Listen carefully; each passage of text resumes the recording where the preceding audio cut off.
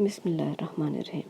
سورہ صفات آیت نمبر 149 سے 157 میں اللہ پاک فرماتا ہے، ان سے پوچھو تو کہ بھلا تمہارے پروردگار کے لیے تو بیٹیاں اور ان کے لیے بیٹے، یا ہم نے فرشتوں کو عورتیں بنایا اور وہ اس وقت موجود تھے، یعنی جب ہم نے فرشتوں کو بنایا تو مشرک لوگ موجود تھے۔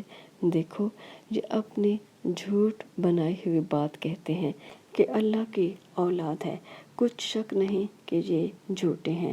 کیا اس نے بیٹوں کی نسبت بیٹیوں کو پسند کیا ہے؟ تم کیسے لوگ ہو، کس طرح کا فیصلہ کرتے ہو؟ بھلا تم غور کیوں نہیں کرتے؟ یا تمہارے پاس کوئی صریح یعنی واضح دلیل ہے؟ اگر تم سچے ہو تو اپنی کتاب پیش کرو، یعنی جو مقدس کتاب ہے وہ پیش کرو۔ کیا اس میں ہم نے کوئی سند بھیجی؟